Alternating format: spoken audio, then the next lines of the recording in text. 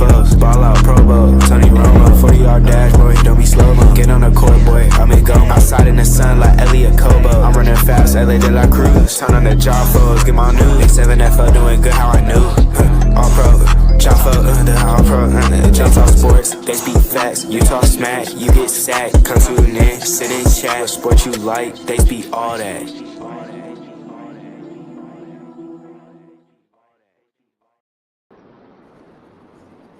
Hey, motherfucking you, ladies and gentlemen. Welcome to another episode of the All-Pro JAFFOs, bringing you the highly elevated sports talk for the highly elevated sports fan.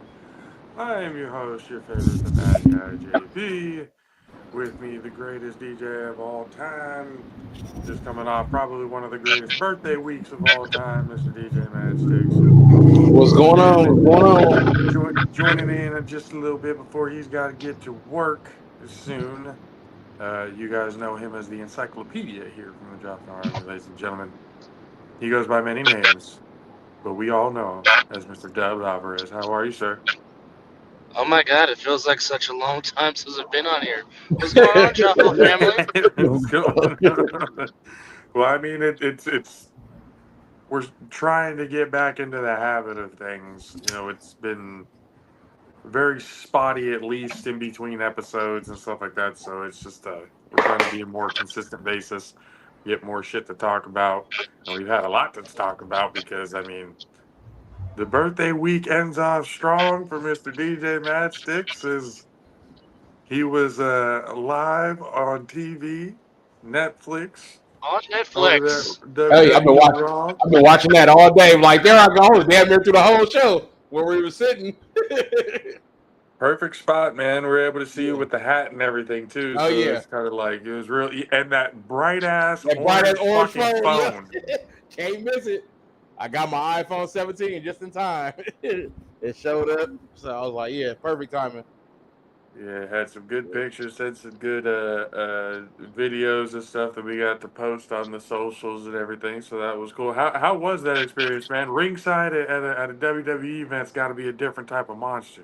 Oh man, it was fun. That shit was it was crazy down there. Just like the crowd interaction, like just being up that close to the stars, you see on TV, and just the being with the fans, everybody just down there talking shit and chanting, and you seeing like them hit. I think I got a picture I haven't even posted yet, where I think I forget who was wrestling, but somebody got hit, and you can see like the spit flying at their mouth, and I got the spit flying at from the hit. So it was like just being up that close and. I mean, 4 rows from the very, very front, so you up close and personal, and it was pretty dope, especially like for, me liking to take pictures and stuff, so I think I enjoyed taking more pictures than I did the show. For you, I could have sworn you said that there was a certain amount or certain time that you couldn't take pictures and videos, but it looked like you were doing that, though. I saw that bright-ass orange phone up the whole fucking they said you couldn't do they said you couldn't do video, and they were like, you could take still pictures. But I'm like, everybody else in here recording. So I'm like recording. So I'm like, hey, everybody else recording. I'm recording. So like right at the end, like the very last match. They can't kick us all out. We're on we're filling up the show. Yeah, it's kind of hard. It's kind of hard to emphasize that with 19,000 people inside of the big sheet metal. But I mean, the one thing, and I guess I'm kind of an old school, but I mean, you guys are old enough to remember this, especially Madsticks, but. It kind of almost takes you back, but it also kind of makes you miss the old school events where, the wrestler is coming down the aisle and you see all the flash bulbs in the crowd. Makes you miss that. Kind of makes you miss that aura of old school professional wrestling. But I mean, I'll never forget for me personally. On a piggyback point on that, I did tell one guy at an event one time because he had the flash go off like that on his phone. Oh yeah, and I was like, hey. I appreciate you being nostalgic. He's like, that's exactly what I do it for. Yeah. But nobody said nothing until like the end. Like the match was over, and it was when Jey Uso and CM Punk was in the ring, and one of the security guards, he wasn't even in our section, came and touched me. He was like, no video. And I'm like looking around, everybody else, and the people behind me, there was like people been recording all night. I'm like, I'm not finna listen to you. Like, what you gonna do? Kick me out? It's over now. Bye. I'm leaving anyway. It's like it doesn't even matter at this point. If you want to say leave, okay. Yeah. So yeah, that was cool. Like, you know, to see it like being there like during the commercial breaks, they kind of like will kind of slow down the action a little bit during the commercial breaks, and then kind of get back into it. But it was pretty cool. I was hearing on some of the videos that you sent, you can hear the wrestlers talking to each other pretty clear. Yeah, some of them, yeah, they're like you're close, yeah. I was like, you can hear some of the trash talk and stuff like that. And I was like, I'm wondering if you could hear some spots being called, but yeah, no, yeah, it was pretty cool. Yeah, it was fun. I think the only other two spots I would want to sit at is either like the entrance where they decide where they're coming in, and then right behind the commentators will be the other spot. Yeah, behind the commentators would be a cool spot. Yeah. Well, I will say this: me and Mizzle, the week before WrestleMania 19, we were about maybe I think 6 to 7 rows away from where Taz and Michael Cole were doing commentary for SmackDown, and even that was quite an experience over at the old Shark Tank in San Jose. So I mean, it's a trip. It's a trip being that close to being behind, you know, commentary, which would be, you know, which would be the ultimate for sure. And what was cool was Lillian Garcia was the one who was doing all the announcement last night. Nice. So I was wondering who was going. I wonder if it was going to be her or Alicia Taylor, but yeah, it was Lillian. So it was cool to see her. Lillian's got that old school feel that I like to it as well. Yeah, so yeah. It's they cool. need to bring Samantha back. She was the other dope. Alicia's cool, but I like Samantha Taylor. I like Samantha. I really think Alicia tries too hard. Yeah. Yep. And I think she doesn't be her natural self, because sometimes she looks nervous as heck when she's announcing, especially if it's like the main event or something, to where Samantha was just a natural, but Samantha wanted to do more, which I understood. Yeah. She wants to go do her music thing, which, I mean, the woman is a woman of many talents. Not only can she sing, she can also play the flute, and I think somewhere down the road she wanted to, you know, try to be an on-screen talent, be a manager, because when she originally went there, she was trying to, you know, be a wrestler, but then, you know, she found her niche in announcing, which, you know, when she announced the winner, it felt surreal because, you know, some people want to scribble what happens, some people don't. I know Michael Cole. And they're like, you can see like, and with her, you can see the emotion with her doing it. You know, when she announced like the winner, like when Cody won time. Oh yeah, the emotional. Like you can see it. Like she sat there and cried after she was so excited. You know, because they don't know. You know, they just. Oh yeah, no, she did not want to know. She did not want to know results. Same with Michael Cole, because he wants the call to sound as authentic as it could possibly be. Because certainly for me, you know, being in the booth, it's like you have an idea of what you want to say, but sometimes when you're in the moment, it takes you, you know, to the left.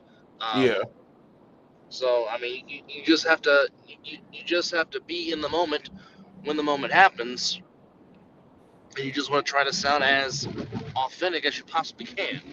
But I mean, it looked like it was a great atmosphere for sure in the capital city of California. One thing I wanted to ask you, because it was one thing that I mean, obviously I've always wanted to do ringside. Ringside sounds like it's a phenomenal thing, but the only thing that kind of prevents me at times is visually. It's not like that diagonal where you can kind of see over everybody and be clear. You're on the same level plane. So for you, how was it visually having to be able to kind of, like, for me, I was still able to see everything. I was still able to see all the action, like, you know, because I was tall enough to kind of see through the ropes. Like, the shorter people was probably getting that rope, but from where we were sitting, because we were like 4 rows back from the front, row D, so I was still able to see everything. And then, like, we didn't have there wasn't people in front of us with a bunch of signs, which was good, so you didn't have to deal with that.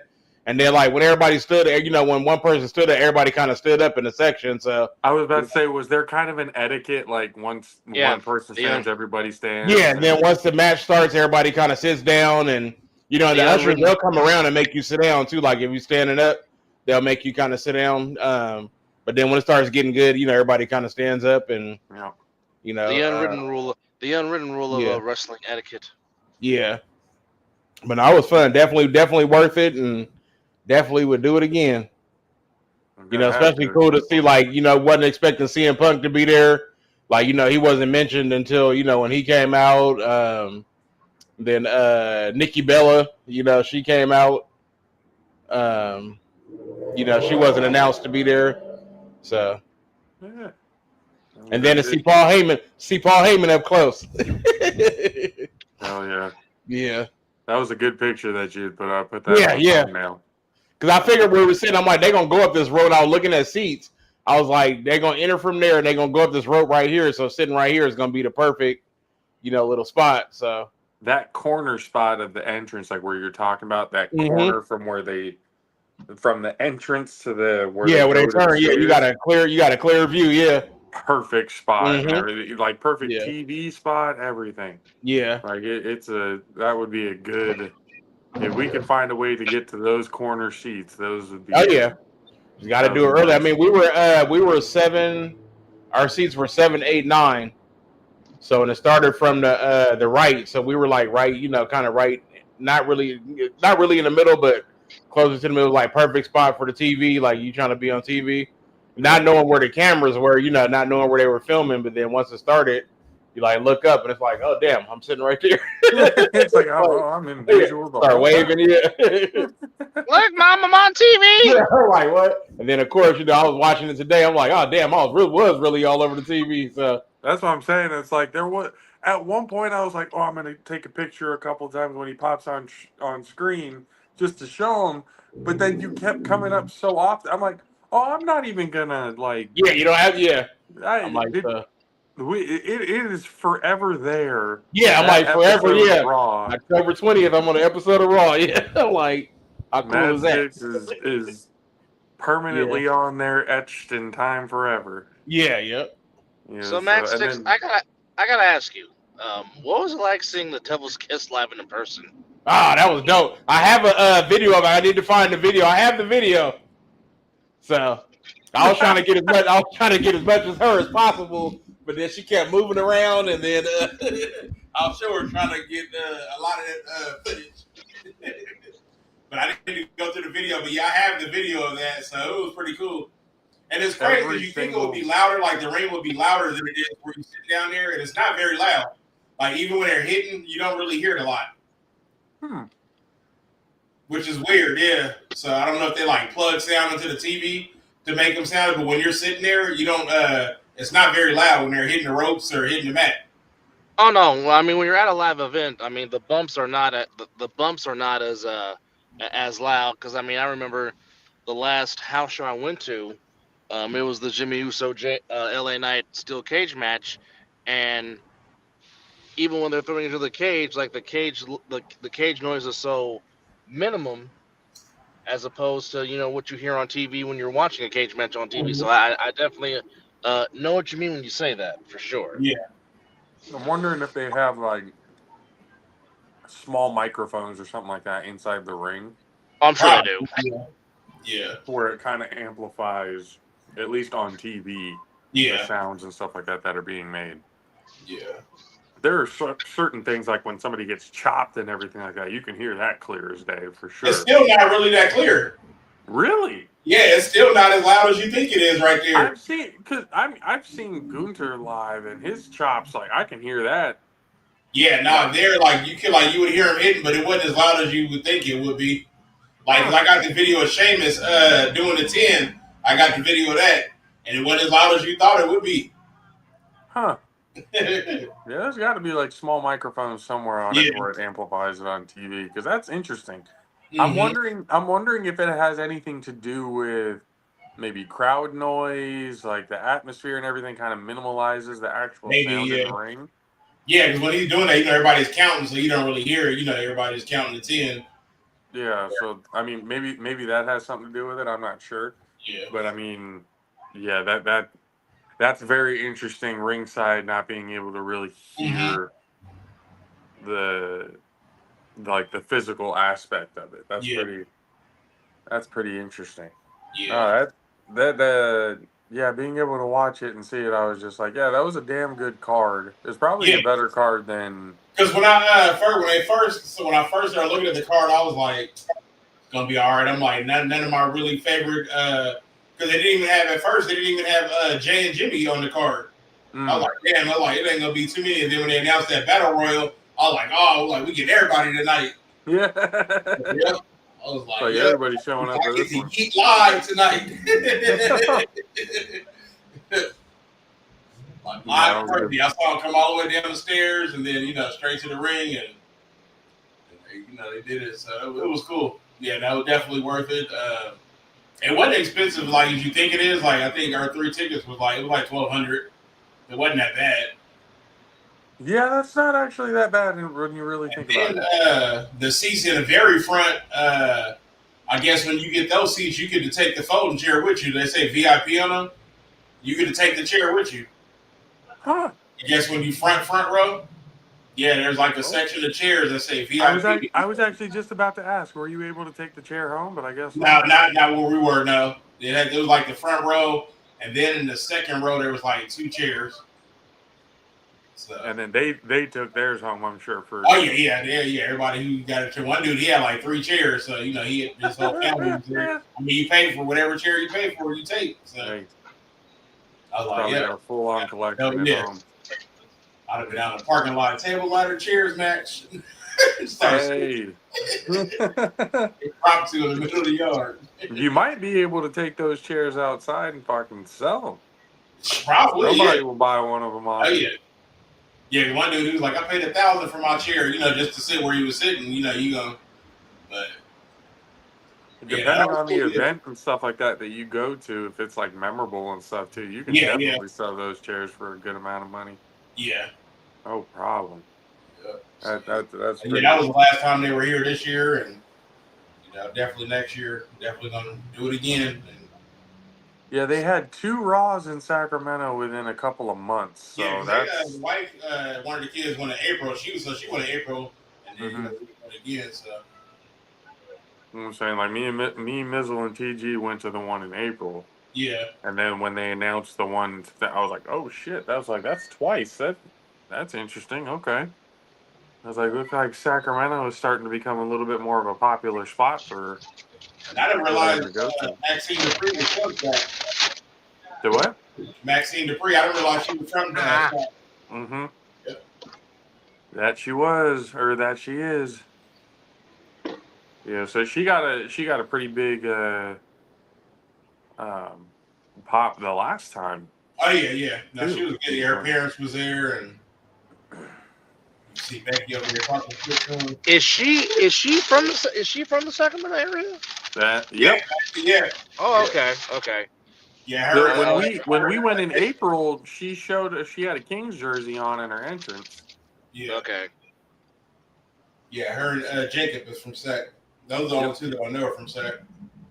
But he's hurt, isn't he, Jacob? Yeah, he's out to like 2026. Yeah. Out to next year. He had some dental work done.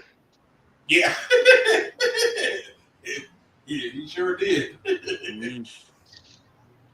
Yeah, but I was going to say, it was like 2 times it's gone to Sacramento and he hasn't come out. He hasn't made an appearance. So it's kind of like the next time they come to Sac, he's got to make an appearance that time. Yeah, the only one I was like disappointed I didn't get to see would have been like Seth Rollins. It would have been cool to see his entrance, and then Roman Reigns would have been another one. Yeah. So. They got it good, though. They got it good. Could you feel like, was it one of those, like, you can feel the storyline, like, progressing type of thing? Like, you knew what was going on? Not when you live, not really. You just, like, watching the match, so you don't even, like, when you're watching it, you don't even think about, like, the storyline, really. You just kind of, like, in that moment, you're just like, damn, we got this, you just hear, like, you up this close, you just already in all that, you sitting there, like, you got your own private lounge to go to. You ain't got to go to the area with the common people, and, you got your own. With the common people. There's like an underground lounge. Had every beverage pinky up. Yeah. There's like an underground like bar. They call it the dungeon. And it's like a big ass bar in there though. Like you would never know what was there. I was like, oh, this shit is dope. Like full ass bar. It's probably like 200-300 in there. Damn. Like a big ass lounge. Yeah, there wasn't nobody in there. I was like, yeah, you go down there. Yeah, this is where your bathrooms are, and so it was for everybody on the lower level. So I was like, yeah. You don't have to use the same bathrooms Yeah, as the you poors. have to use the urinals. You get the bidets. Jeffrey holding the towel for you to wash your hands.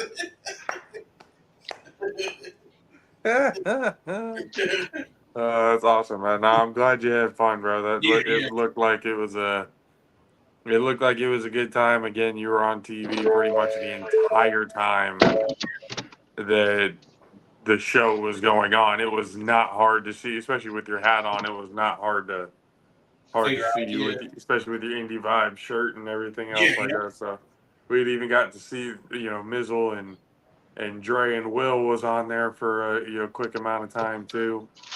So I saw it was good to see everybody had a good time.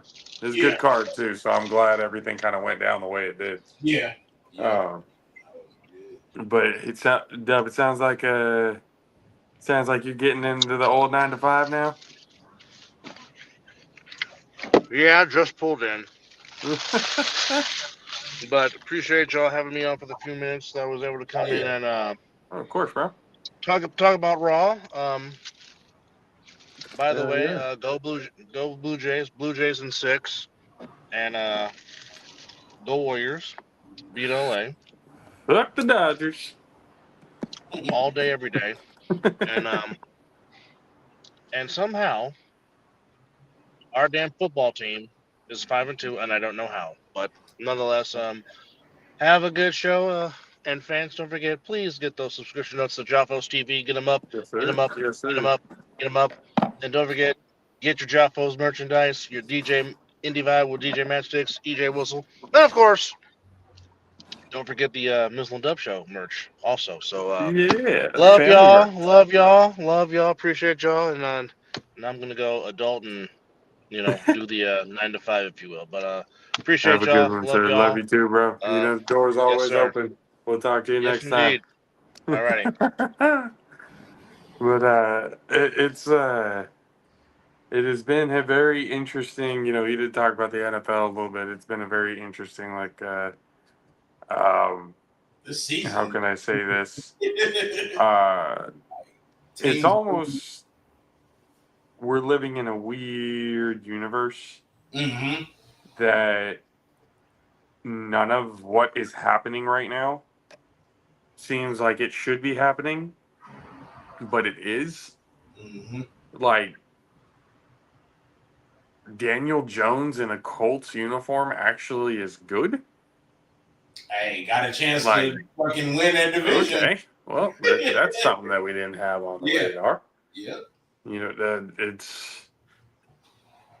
It's just it's getting to the point now, especially we're looking at the Ravens only have 1 win. Yeah.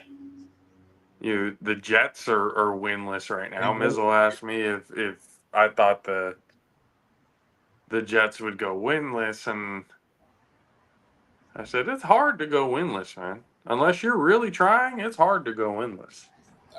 And I know that sounds weird. It's like, how is it hard to lose every single game? And just, again, unless you are absolutely no questions about it tanking for the year, guys are playing for jobs. Guys are out there giving it 110% every play because, we may be tanking this year for next year, but there's no guarantee I'm going to be on this team next year. So I got to put good film out there so wherever it is that I go, they're going to actually want me. So it's like with people giving that amount of effort all the time, like I said, it's hard to lose football games. That way, unless you're a truly bad team and or it's been an organizational discussion going, hey, I think they're just that bad this year. I know everybody here wants to win games, but this year is just not our year. And we all have to accept that and understand that. And if you don't like it, we'll trade you somewhere, for you to figure it out. But right now, and Dub had said the fucking 49ers are 5-2. What, 6-2? 5-2? 5-2 with fucking 25. But I kind of accredit that to the schedule. Yeah. You know, we have probably one of the top 5 easiest schedule in the league. Yeah. You know, if we had a better schedule playing better teams with the amount of injuries that we have, there's no way we would have the record that we have. I mean, because who have y'all really played? They really ain't played no nobody way. this year, huh? You know, so if we had a full roster, we'd probably at worst have 1 loss on the record. Yeah. But it's getting exposed. It's gonna get exposed, especially when we play good teams. And I don't know what you think. You have 2 teams here that are on different parallels. I mean, really, You have a 3-3-1 Cowboys team, and you have a winless Jets team. For you, how are you looking at these teams about what they can do? Is it a wash? You know, you're done for the Jets, and realistically, is there still any hope for the Cowboys? I mean, there's always going to be hope for the Cowboys. It's going to always be my team, no matter how many times I say fuck them, you know, or pick a different team. I think you muted yourself. I can't hear you. Can you hear me now? Nope. Oh, hold on. What the heck? Mike went out.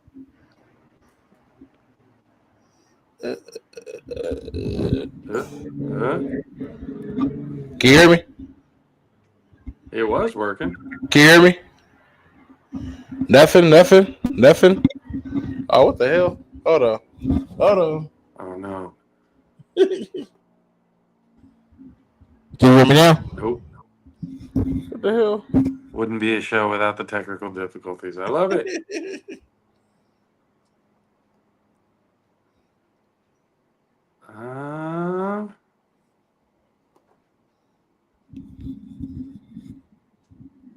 I was able to hear you before. I don't know. Can you hear me? Oh, nope.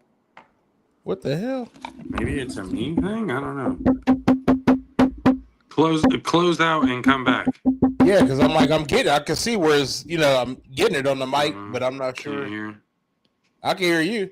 It might be a me thing. Hold on. Stay in there. Hold on. Okay.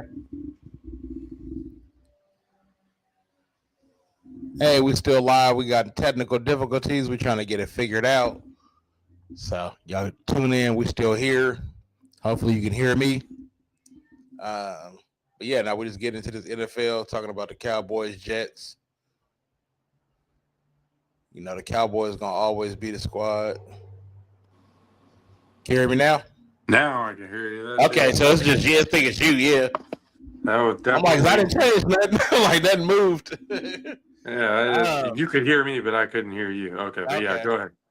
But yeah, like with the Cowboys, at the end of the day, it's still gonna always be my team. Even though I, fuck them sometimes, and I roll with the Jets at times, and I think the Jets is gonna be the Jets, and that's why I picked the Jets, because I don't think the Jets will ever win shit.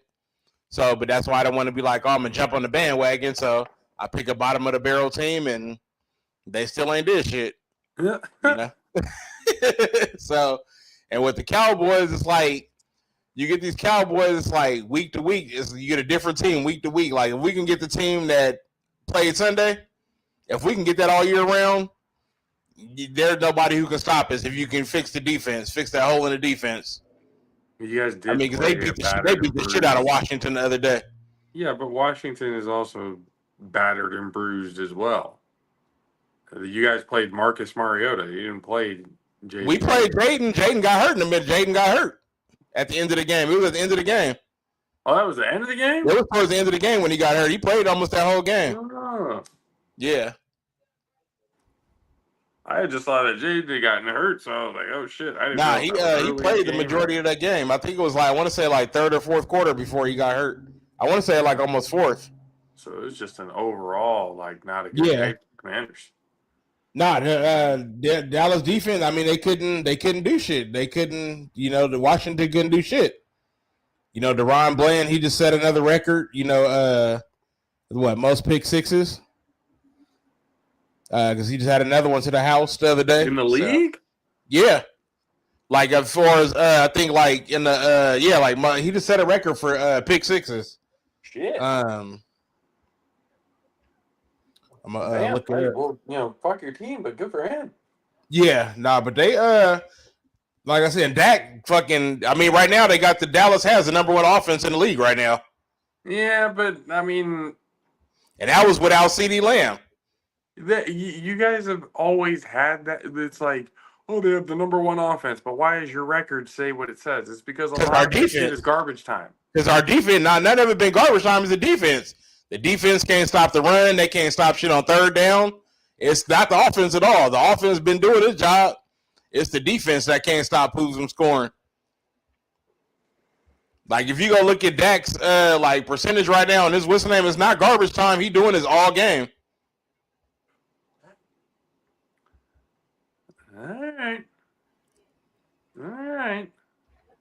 I don't know. It sounds like same shit, different year. Yeah, I mean a lot of the yardage, a lot of the points, and everything else. It comes at late in the game. Now, like this last game, like the past two games that I've watched, they've been step by step the whole time. It's never been playing from behind at all this year. It's just been, they get down to the end or get to the end of the game and defense just can't hold it together. Like that first game with the Eagles, I mean, the offense was scoring, but the defense, they couldn't stop Jalen Hurts from doing nothing. He didn't have to throw to nobody. They couldn't stop him from running. What do you think y'all need? I don't know. I keep hearing in a rumor mill. And I don't know, what the truth is, but that they're before the trade deadline that they're possibly going to try to go after Max Crosby.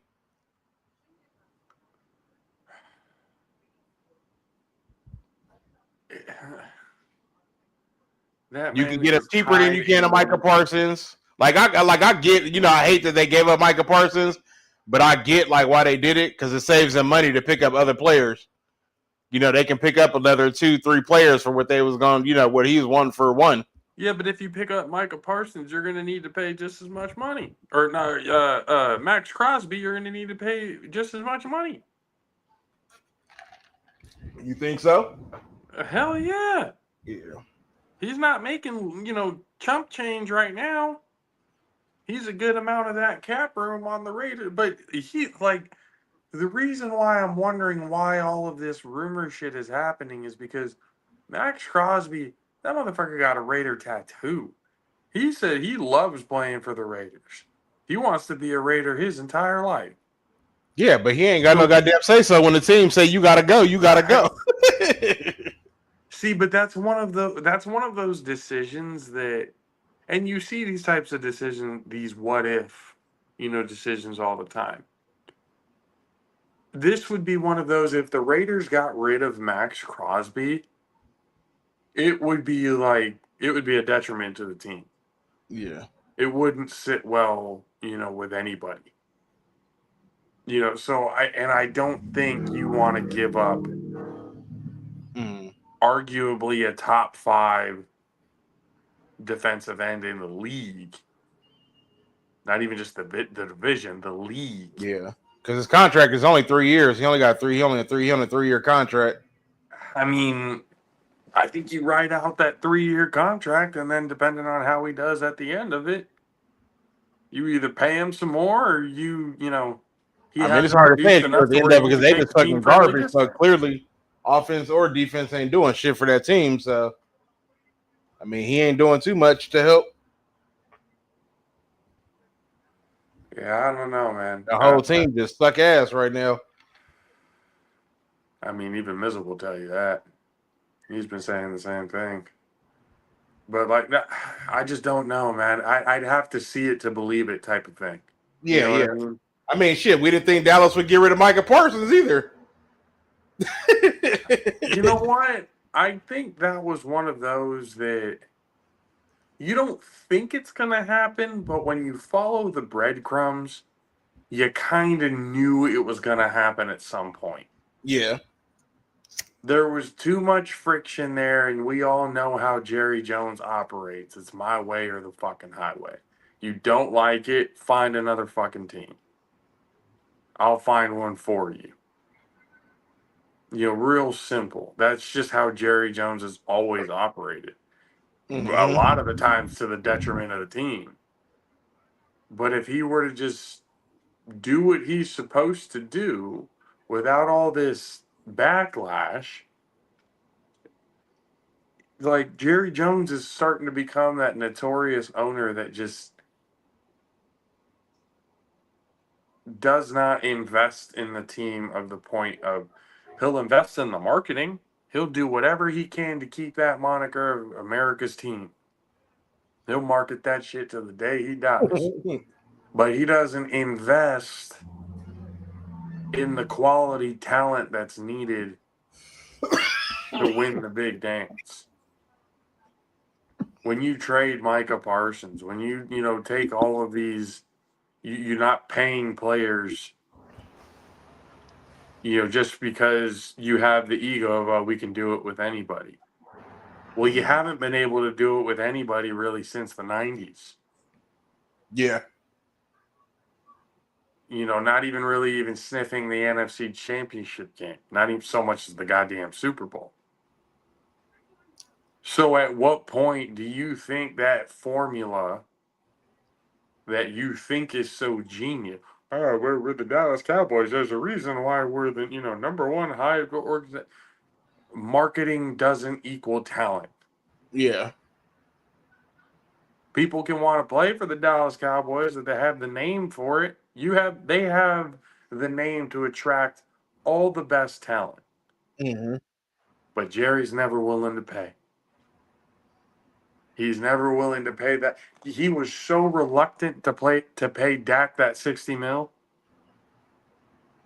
He fought tooth and nail to not have to try and pay that contract. Talking about he wanted to maybe trade him, like paraphrasing, but he essentially came out and said Dak's not good enough to be $60 million. Ended up paying it anyway. And he's balling his ass out this year. But when it comes to everybody else, when it comes to having to pay for a player to stay, there's always a problem. Mm-hmm. There's always some sort of friction and disagreement in how much the player thinks they're worth versus how much Jerry Jones thinks they're worth. And Jerry Jones, like any snake oil salesman businessman out there, is going to try you at the lowest market value. Mm-hmm. He is going to downplay it and make it seem like you're not worth what you think you're worth. And then a lot of the players, when they end up going somewhere else, end up balling the fuck out. He made the investment in Dak, and Dak is starting to ball out. So now when it comes to paying CD, are you going to do it? Are you pay CD Lamb? He going to have to. Or are you going to look somewhere else? Man, he'd be stupid. You need to go ahead and keep Pickens too.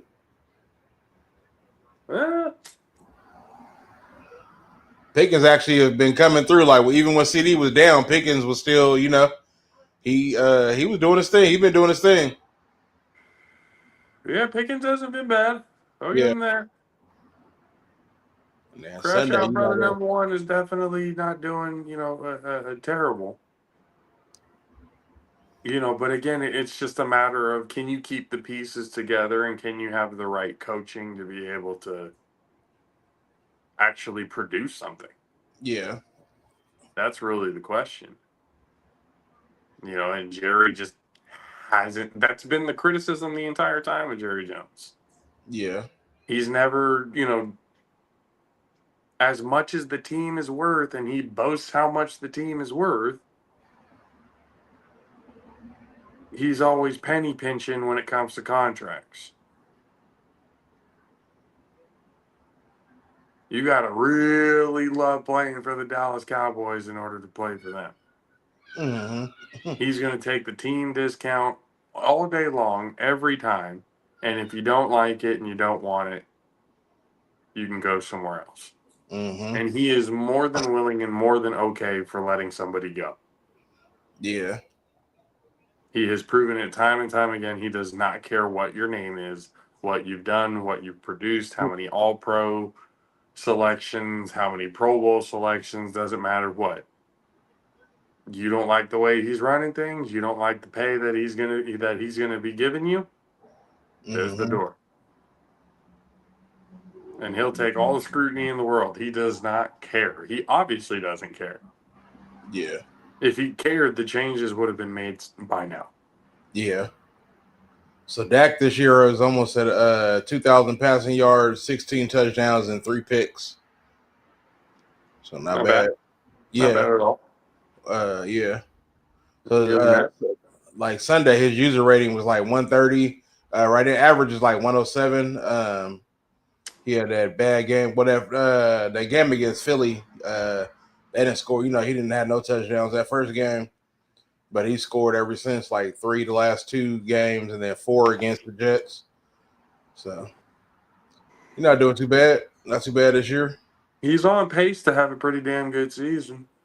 I mean, last year, 2024, he had 11 touchdowns, so he's throwing more touchdowns this year than in the start of the season than he did all last year. So yeah, so we'll see what happens, man. As a fan, he got hurt last year too, so he didn't play a full year. As a fan, I hope your team sucks forever for my just personal enjoyment. But I'm just waiting for the Niners' demise. It's coming. Oh no, I know it's coming. I could see it in the distance. Looking at their schedule, I don't see them losing too many games. They got like none of the teams they playing is good. Yeah, but that's the thing where I say the exposure is going to come. And that's what I'm saying. Like, you can push through, with 25 plus injuries to your starters and stuff like that with a shit schedule. That's possible. But can you do it when you get to the playoffs? When you can actually go up against the top-notch teams, can you do it?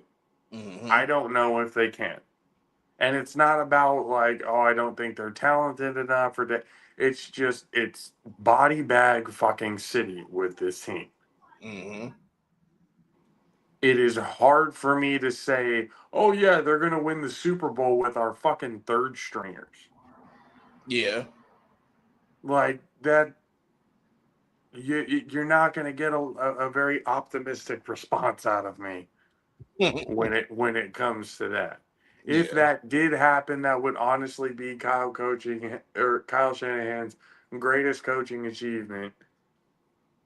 And he'll finally be able to get his flowers and everything else like that. But that's a long fucking stretch. And it took him to, be down to all of his third stringers to fucking make that happen. That's probably would piss me off more than anything else. You had better teams years prior in the Super Bowls, you still couldn't win. You had a worse team, and you somehow went and pulled it off.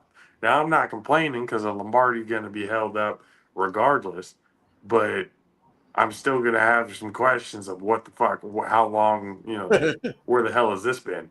Yeah. The entire time. Where were these good coaching decisions when we had a better squad? I don't understand it. But it's again with the rest of the schedule. Like, yeah, they could have a probably 4 or 5 4 or 5 losses, but by the end of the season, I'm thinking. I don't think they carry out a 15-2 record. Like, I don't see that happening. At some point in time, something's got to give, and a couple of losses are going to chalk up on the board, and they may be later on in the season. So they'll probably get those, 3 or 4 extra losses, come week 14 through 18 or 14. Is it 18, 17? However many fucking weeks it is now. I don't know. Mac Jones might be y'all guy.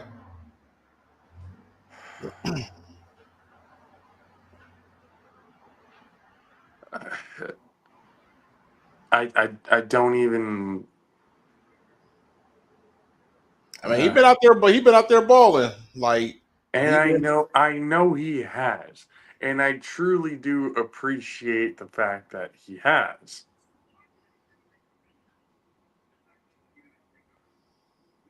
I'm just trying to cope with the fact that y'all paid that quarterback all that money.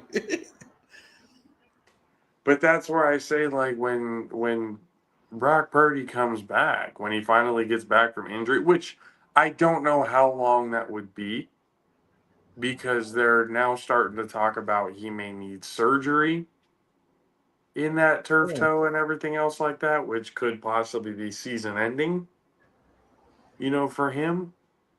So I don't even know what his timeline is to come back.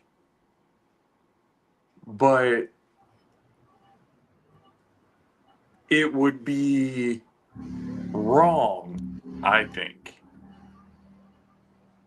to when Brock Purdy comes back healthy, to not give him a chance to prove that he's better than Mac Jones.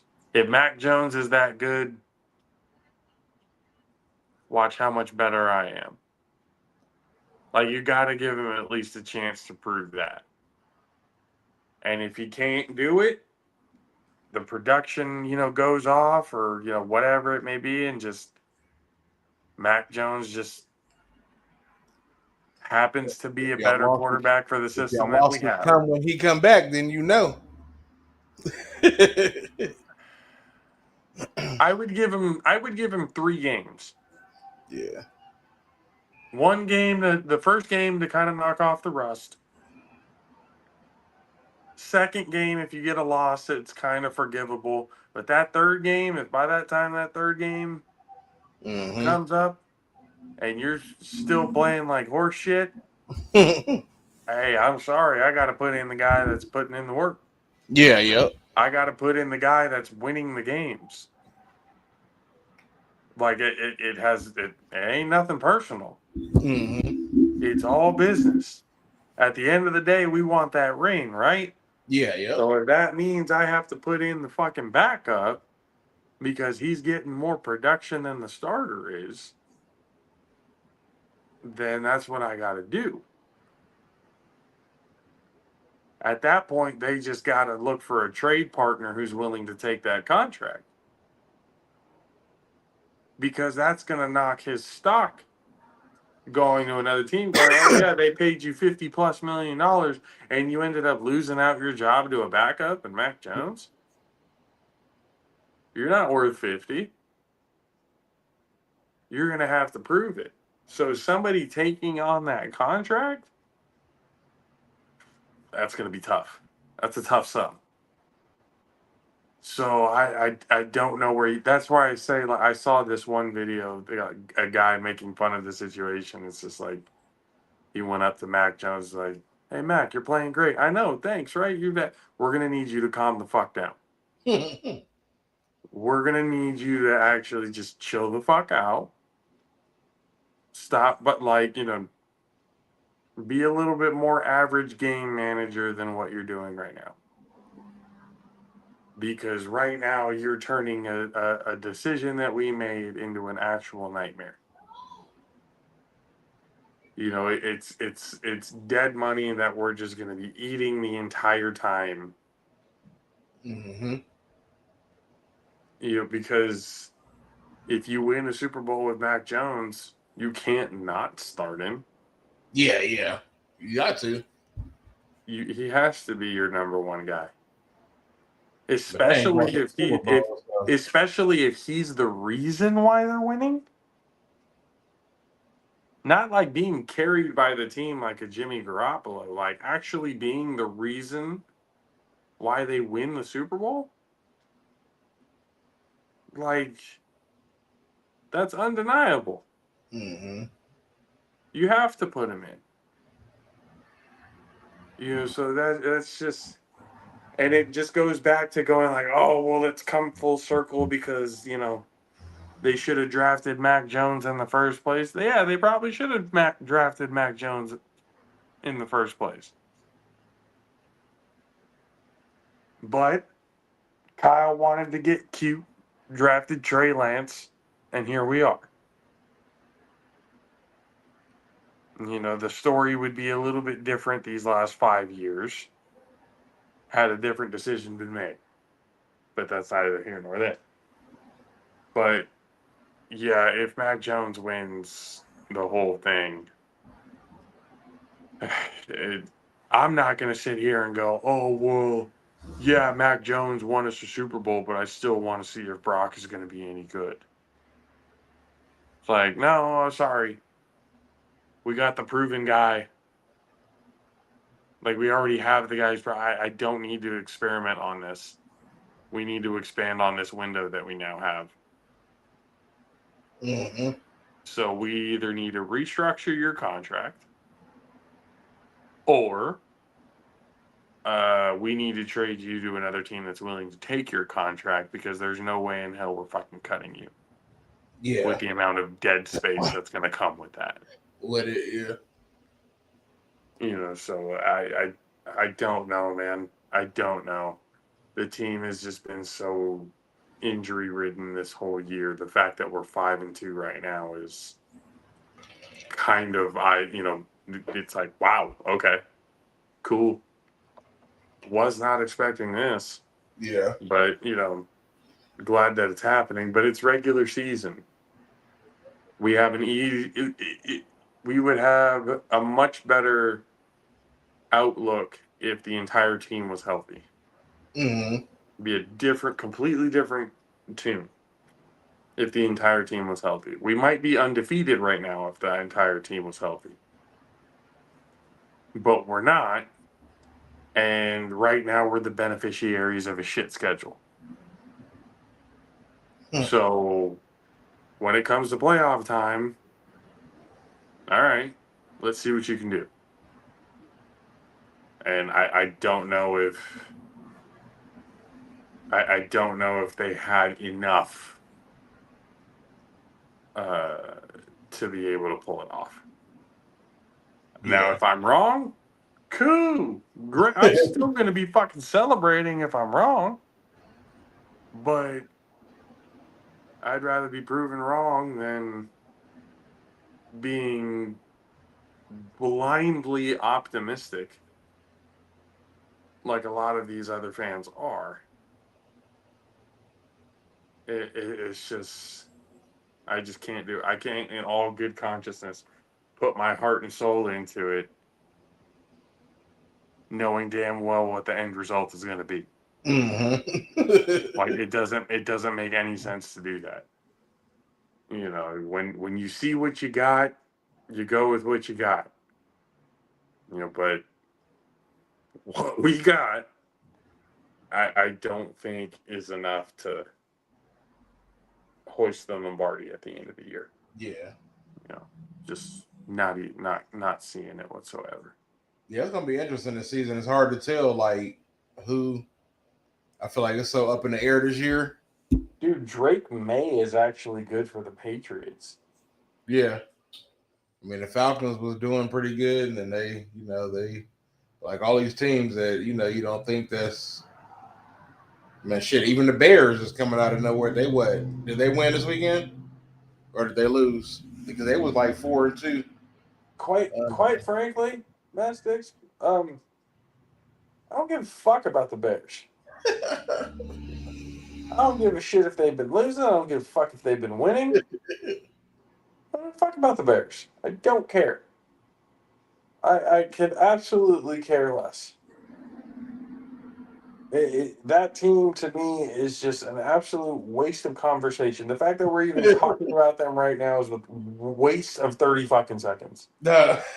It's 30 seconds that they just cannot get back anymore. Fucking Mike Evans' streak is over because he got hurt yesterday. Man, what a way for the streak to end. Yeah. I mean, he was tied with Jerry Rice. That's the way to end. That's horrible.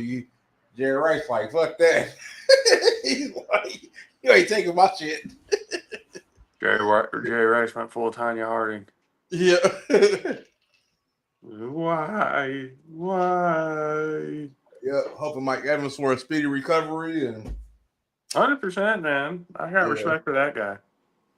I mean, he was on pace to hit 1,000 and stuff like that again, but sometimes and to kind of think about it, that really was the only thing that was going to hinder him from getting the record. Because it really didn't matter who he had at quarterback. He was still gonna. He's that type of receiver to be able to still make anybody look good. Yeah. But having it be season ending this early, is just kind of, it sucks. But yeah, hey, at least he can say him and Jerry are the only ones who have ever done it. Yeah. He's in the same breath as, arguably the greatest wide receiver of all time. Mm-hmm. So that's enough right there. Could he have broken it? Hell yeah. I definitely think he could have. But he's still. Well, how old is Mike Evans? He's been in the league for what, 12 years, 13 years? Yeah, so you got to be like 34, 35, 36. Damn. 36, that would be hella old. He might be like 31. Because he came into the league when he was 32. He's 32. 30, okay, 32. I would say he came into the league when he was 20. Yeah. 12 years, 32, that sounds right. So 32 years old. God, I don't even know if Mike Evans is currently career number wise in the top 10 in receiving. Which is odd when you think about it. How does somebody who's gone 12 seasons in a row with over 1,000 yards, how are they not in the top 10 in receiving yards? Like, that's... I mean, it just goes to show how good the other receivers were, but... Yeah, no, he's not top 10. Nope. You got Jerry Rice, Larry Fitzgerald, Terrell Owens, Randy Moss, Isaac Bruce, Tony Gonzalez, Tim Brown, Steve Smith Sr., Marvin Harrison, and Reggie Wayne. That's top 10. You're not even top 20. He's not even top 20? Oh, because then you got Andre Johnson, James Lofton, Chris Carter, Anquan Bolden, Henry Ellert, Julio Jones, Torrey Holt, Andre Reed, DeAndre Hopkins, and Steve Largent. So that's top 20. Mike Evans is 20. What is Steve Largent's? What's Steve Largent's career numbers? 13,089 yards. He could break the top 20. Because Mike Evans is 12,824. He could break top 20 within one season, really. But he'll need at least, because who's at number 10? Number 10 is Reggie Wayne with 14,345. Shit, Mike Evans has a chance to do, or he can get into the top 10 if he can hold around for another 4 or 5 years. Mm-hmm.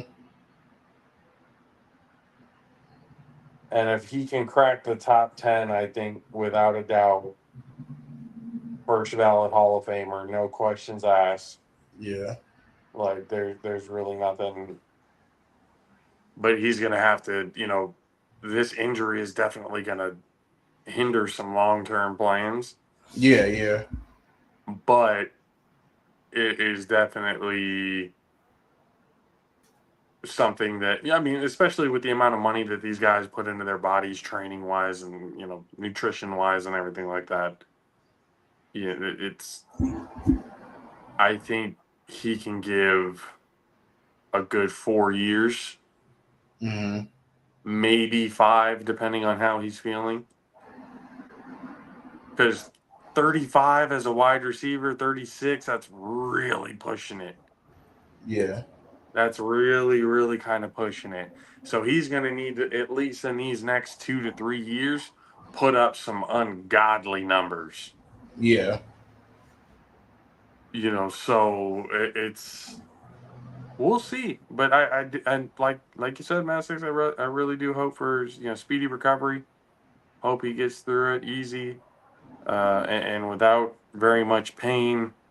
Um, but I mean, Mike Evans is a freak of nature. I don't doubt he'll be back sooner rather than later. Yep. To definitely continue his on pace to be first ballot Hall of Fame wide receiver career. Oh yeah. And speaking of Tampa Bay, they lost a player this week, Doug Martin.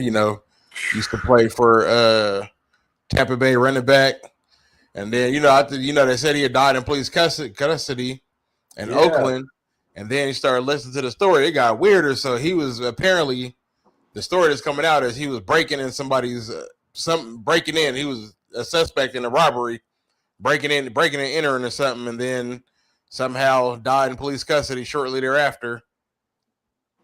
So, but the family, I heard somebody, saw something about the family, said, he has some mental stuff going on. So, you kind of wondered, is it all a tribute to like the CTE and shit, that these players, just. I mean, if that is the case, because I would hate for people to say that it had something to do with mental issue, CT, and to give an excuse. Yeah. For shit behavior. But if that is the case, like it's just another example. And they are testing his brain for it. They're gonna read now that neurologists will be testing to see if if he suffered from CTE. So died in police custody, and there nothing else in that. No further investigation. That's not fishy to anybody. Yeah, it says like the condition which can cause erratic behavior, severe mental illness associated. It says the former All-Pro running back died Saturday morning after being confronted by police inside an Oakland Hills home near his family's residence. Authorities said a brief struggle ensued after police found Martin in the house, and he became unresponsive while in police custody. Martin, 36, later died at a hospital. Oakland police have not released details about officers' interactions with Martin. Yeah. 36. Yeah. Fuck. Yeah, that's crazy, man. That's some pretty wild shit. Honestly. Yeah. So. Yeah. I mean, that young. Like when you hear a lot of like the stories of shit happening, like when it CTE involved, it's like later on. Like later on in life, not 36. And to just suddenly. Yeah. So it says on Saturday morning, police received several calls of someone banging on doors, wandering through backyards, and ultimately burglarizing a home on Ettrick Street near Martin's family home, not far from the Oakland Zoo.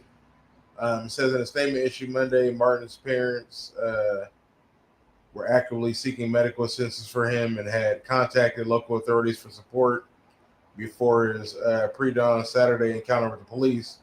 They added that Martin battled mental health challenges that profoundly impacted his personal and professional life, and that he fled his home the night after feeling overwhelmed and disoriented. Ultimately, mental illness proved to be the one opponent from which Doug cannot run, said the family statement. So, yeah. So you just wonder, what all was going on with him. That's wild. Yeah. That is yeah, that's tough to hear, man. Prayers up for the family and everything for sure. Mm-hmm. For anything like that to go down, just especially when you're trying to find help. Yeah. Like,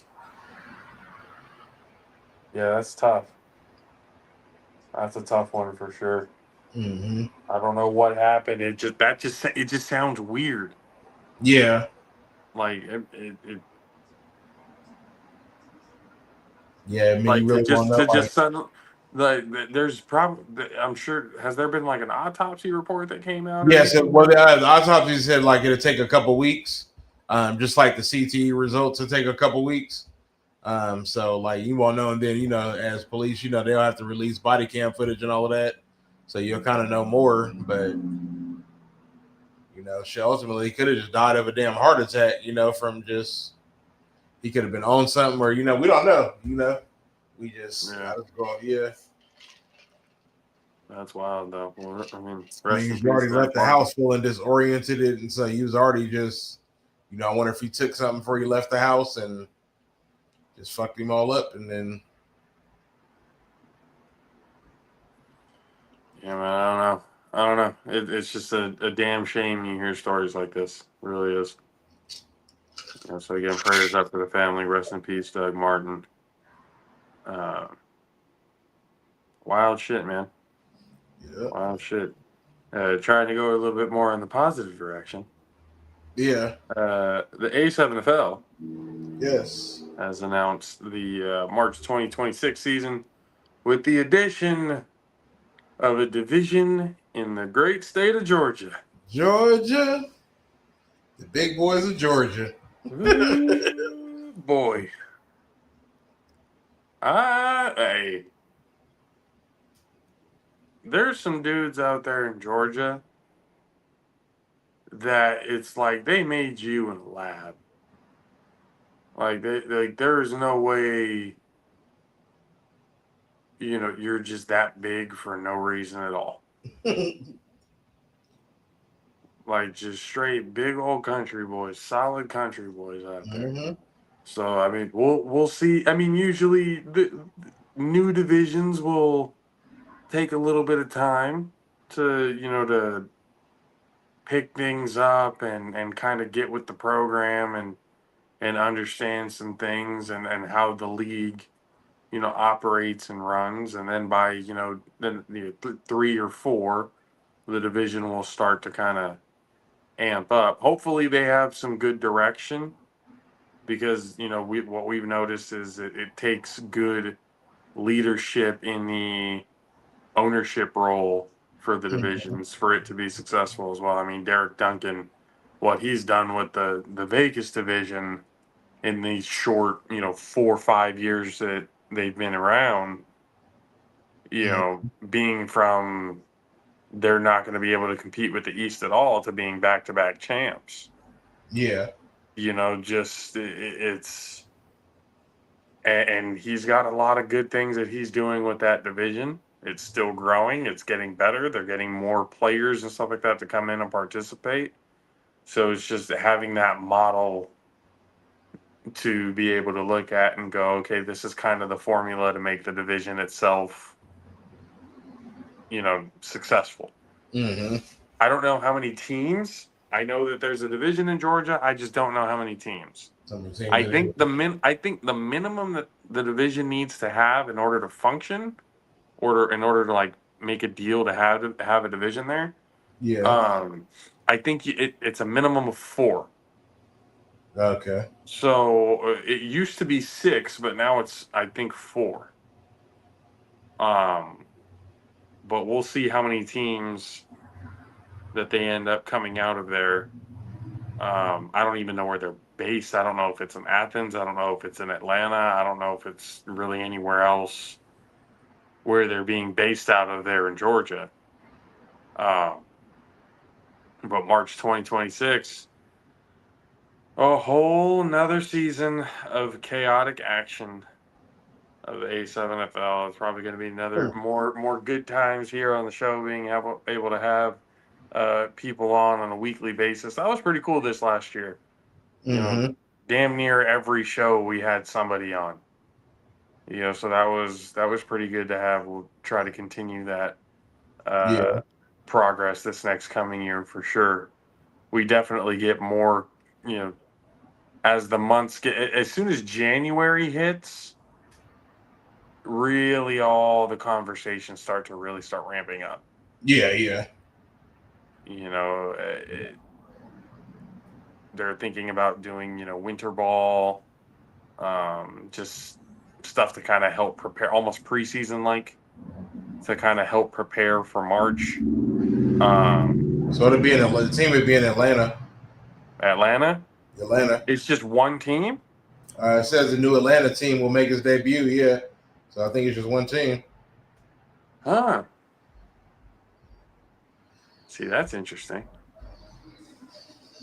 Wonder if the requirements went down or something like that. I don't know. Because, I mean, thinking about it, it's hard to manage 6 teams. Like, you're going to need, like, a full group of people to kind of do this whole ownership thing with you. Yeah.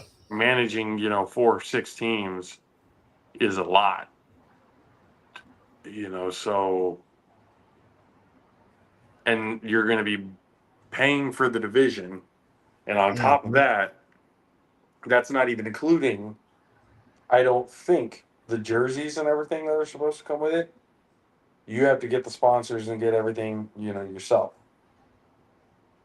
I don't think the only thing that the league provides is, I believe, the referees and the camera work and stuff. But even the camera work is based on what the division wants to do.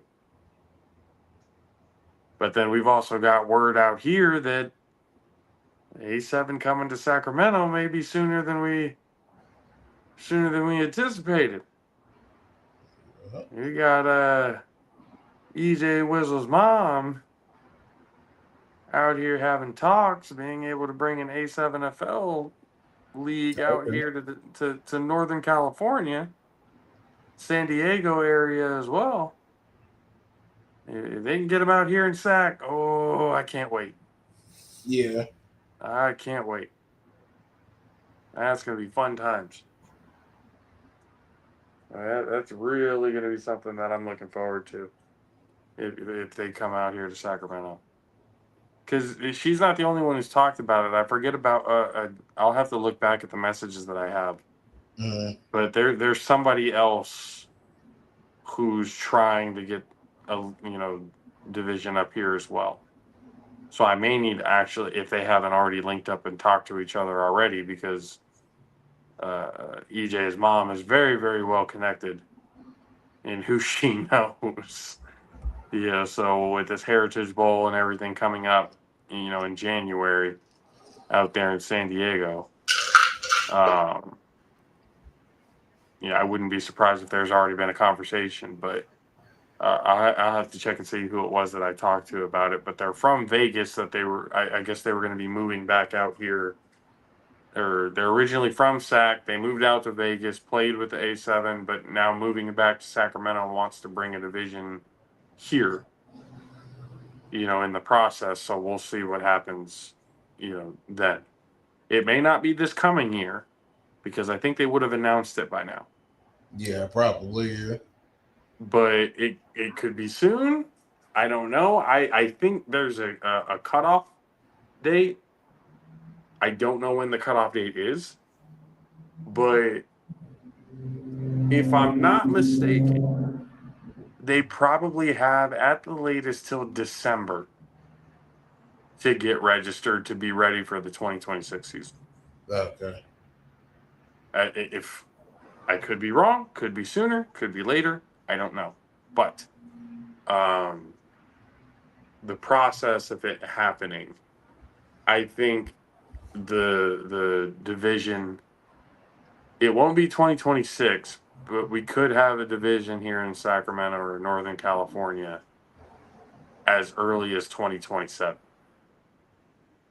So don't quote me, that's not for sure. I'm just saying, with the little birdies flying around and speaking on certain things and stuff that we've been told and what we've heard, it's looking real good. We're about to really manifest that into reality, and hopefully we could be able to be a part of it, calling games and doing stuff like that as well. Hopefully that'll and EJ and everything definitely has the camera work capability. Yeah. To be able to make it happen too. So we'll definitely see how everything goes.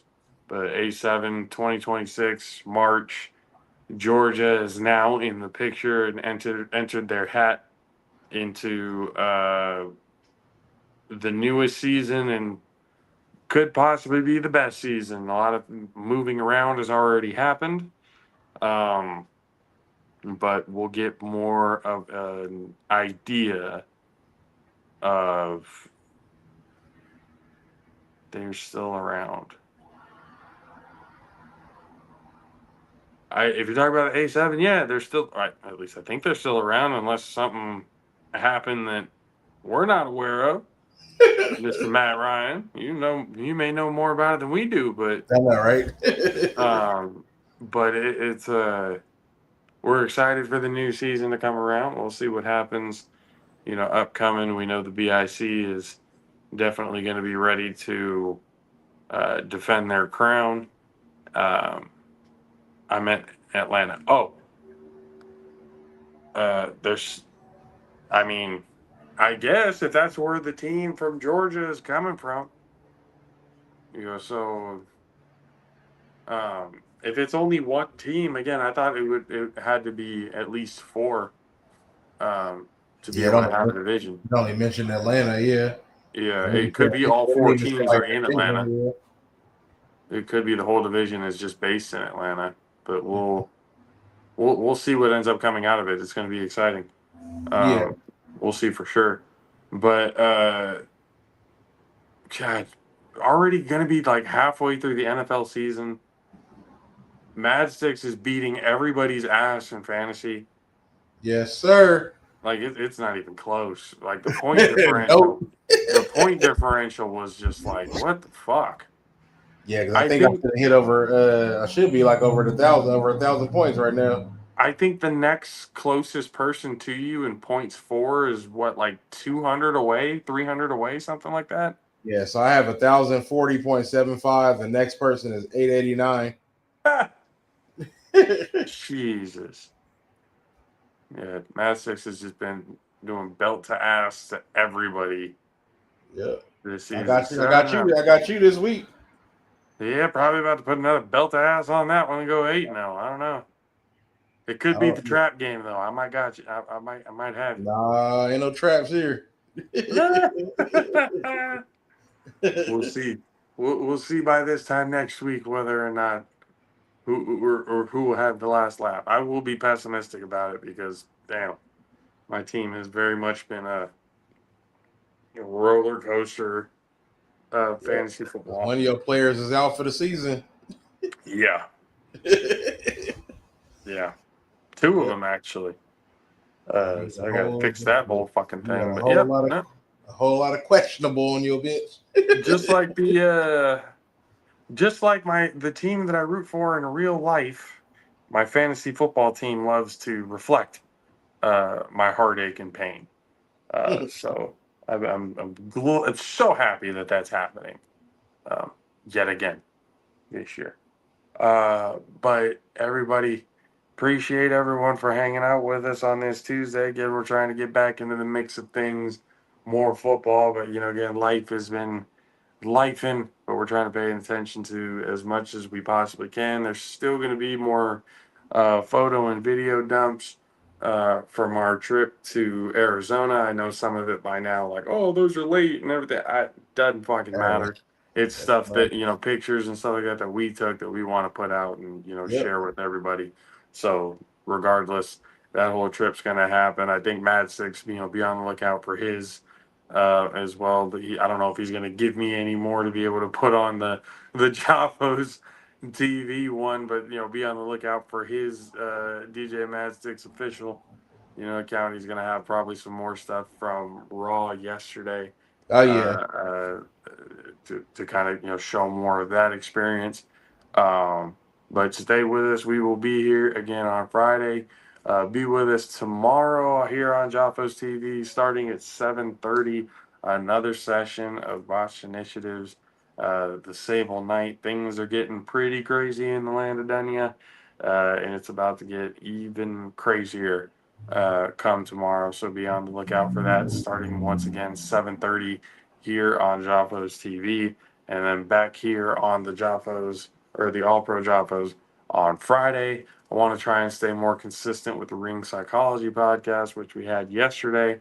We usually have that on Saturdays. People with music, y'all stop fucking around. Like, real shit. We've got somebody here who's got an indie vibe show to make to put your music on a platform, to put your name out there. And you want to be unprofessional as fuck with it. Y'all don't want to send y'all shit. I just don't get it. I don't understand it, but we're gonna have to figure something out to be able to get that, because again, even if he has to go back to playing other stuff, we would rather play. I know he would rather get more up and coming artists. Oh yeah, get their names out there and everything else like that. But if he has to go back to playing the other stuff, he will more than happy to do that as well. So indie vibes, be on the lookout for that. We'll kind of revamp that a little bit, see how that's going to look for the future.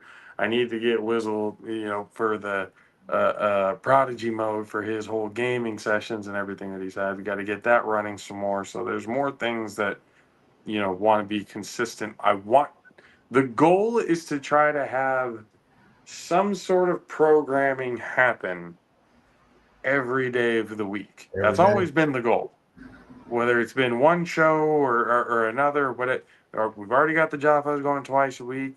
We've already got other things, or we've already got the D&D sessions once a week. So that's three slots a week. So we're trying to get the consistency for those last 4 days. We have 2 in the wings, so we're looking for 2 other shows to make. And I got something cooking in my head. I don't know how I'm gonna do it or how it's gonna be presented, but there's a few things that I want to get put on the channel as well. So subscribe, like, share it out, let everybody know to help get the numbers up, be able to get these YouTube numbers up, trying to get JAFFOs TV to a whole different level. And once again, go to JAFFOsTV.com, be able to keep up with all the shows, all the latest installments, and of course, all of the merch. Go on there, get your shirts. There are plenty of selections out there. Winter is coming, so the hoodies and stuff like that are definitely going to be a favorite for people. Yes. So go in, get your hoodies, get your long sleeve. I'm going to get some long sleeves and stuff put in there as well. Again for the winter season. But get in there, get your gear. That's probably the best way to be able to support the channel and everything that we do here at JAFFOs TV. But once again, on Friday, we'll see you guys again. JAFFO Army, we love you guys. We appreciate you guys. Stay tuned on all the social medias. For myself, JP, and for the greatest of all time, Mr. DJ Madsticks. We'll see you guys again next time. Deuces.